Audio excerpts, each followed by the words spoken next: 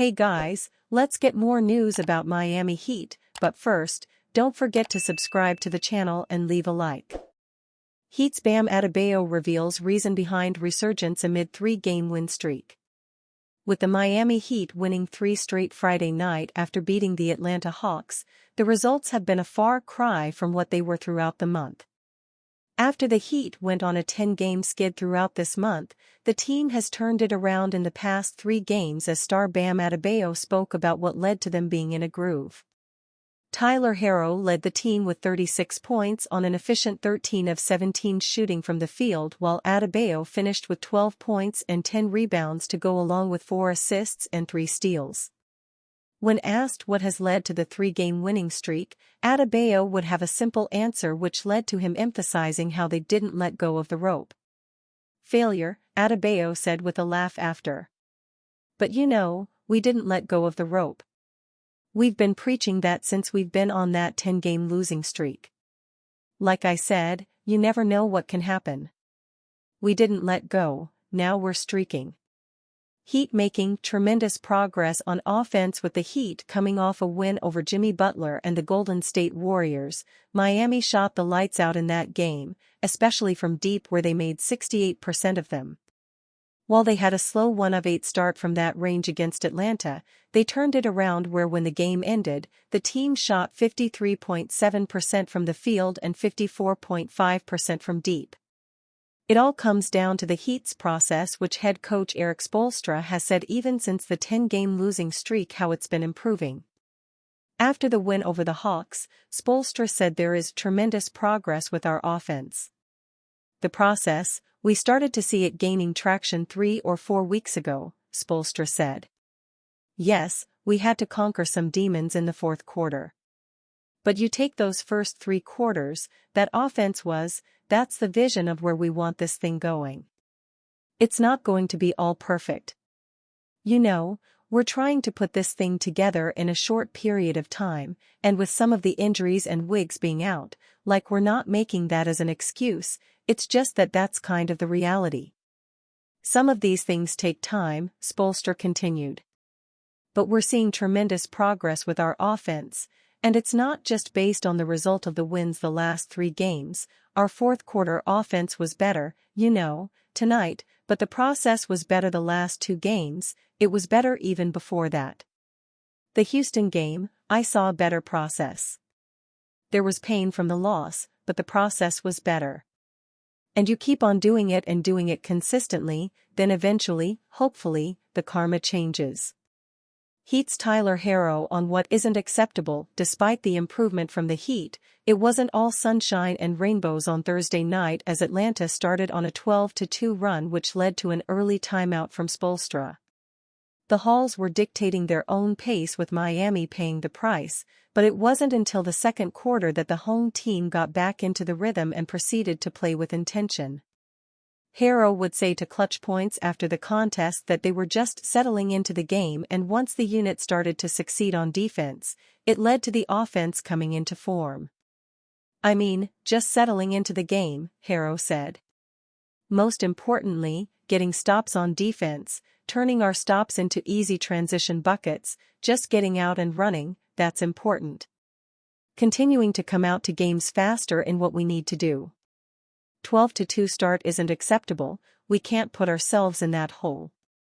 At any rate, Miami is now 32-41, which puts them in 10th in the Eastern Conference as the team now goes on the road for 3 games, the first being on Saturday against the Philadelphia 76ers. What the Heat developed after winning 3 straight versus Hawks. Coming off the momentum of the Miami Heat beating Jimmy Butler and the Golden State Warriors, the team comes into the Kaseya Center Thursday night and beats the Atlanta Hawks, 122-112. Even after the Heat lost 10 straight games, they now have won 3 straight, looking to end the regular season on a high note, as there are some traits that the team developed per head coach Erik Spoelstra. We definitely have developed some grit and resilience, Spoelstra said to Clutch Points. Yeah, even if a team will start off like they did, and you have to credit them. That's how they play fast. They got us on our heels right away. They had 10 in transition just before we could even blink, before I could even call that first timeout, but we settled into it. Both teams knew the importance of this game, Spoelstra continued. You know, that's what you have to kind of enjoy about this time of year and these games. You hope that it brings out the best in you, and it definitely brought out a different level in us from that point on. You know, the defensive activity was solid. Lots of guys made contributions. Tyler Herro led the way, scoring 36 points on an efficient 13 of 17 from the field, as 6 other players scored in double digits.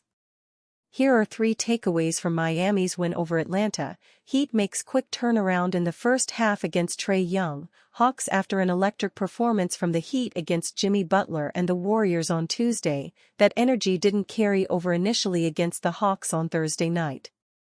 Spoelstra would call timeout after Miami was down 12-2 to start, shooting 1 of 8 from the field and missing their first 3 shots from beyond the arc after shooting a whopping 68% from that range the other night. Miami would end the first quarter down 10 as they made 8 of 23 from the field and 2 of 9 from deep, as the team also committed 4 turnovers, which led to 7 points for Atlanta. The opponent scored 32 in the first period as Trae Young led his team early with 10 points and 4 assists. However, the second period turned it around for the Heat, as after scoring 22 in the first frame, the team would put up 38 points in the second, ending the first half on a 17-4 run, being up 5 points. Miami would match up Atlanta's fast pace and mixed that in with their physicality, giving them good opportunities at the basket. The second period looked like Tuesday's night win over Golden State as the Heat shot 61.9%, 13-21, from the field and made 6 of their 9 attempts from deep. Wiggins had a strong second with 10 points, as Herro and Adebayo each had 7 and 6 respectively. It would also be a strong second quarter for Davion Mitchell, who had 8 in the first half, shooting 3 of 5 from the field and making both of his threes to go along with 3 assists. Miami looks to bring that momentum into the second half. Some drama, but Heat close out the Hawks in the second half, as the Heat are not looking to repeat the 10-game skid in regards to their blown double-digit leads and fourth-quarter meltdowns. The team would start the third period on a strong note with a 14-3 run. Miami would lead by as much as 21 points, but the Hawks wouldn't leave without putting up a fight, as towards the end of the third going into the fourth, they would even cut their deficit down to 6. Patrick Beverley says there's only one reason why he's taking James Harden over Dwayne Wade. Los Angeles Clippers guard James Harden might not be the scoring machine he was earlier on in his pro tenure with the Houston Rockets, but he's still been a highly impactful offensive player this season. He's averaging 22.6 points and 8.7 assists per contest in the 2024-25 campaign and earned an All-Star nod this season for the first time with Los Angeles. Harden's former teammate on the Rockets, Patrick Beverley, factored in Harden's longevity as he dropped a controversial take regarding him and Miami Heat legend Dwayne Wade. Beverley said that he would take Harden over Wade. "I seen the comparison with James Harden and D. Wade," Beverley said. "While I'm taking James Harden over D. Wade, it's only because longevity. Wade played 16 seasons in the league, and Harden is currently in his 16th NBA season. While a majority of Harden's days in the NBA are certainly already behind him, the 35-year-old is playing at a level where he could still have multiple solid seasons left."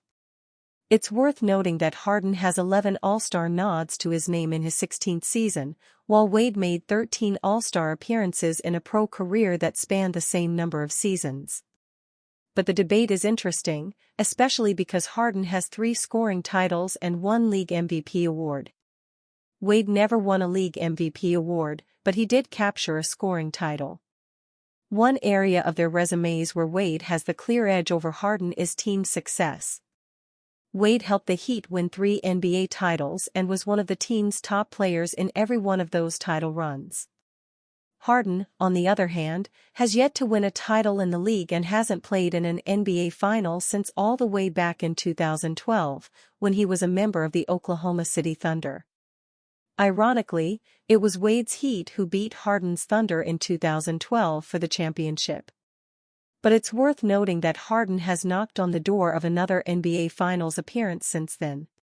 Harden's Rockets lost to the Golden State Warriors in 7 games in the 2018 Western Conference Finals. The Rockets held a lead in halftime of that deciding Game 7, but the wheels fell off for Houston in the second half of the contest. And you, fan? What do you think about Patrick Beverley's situation? Write to us in the comments.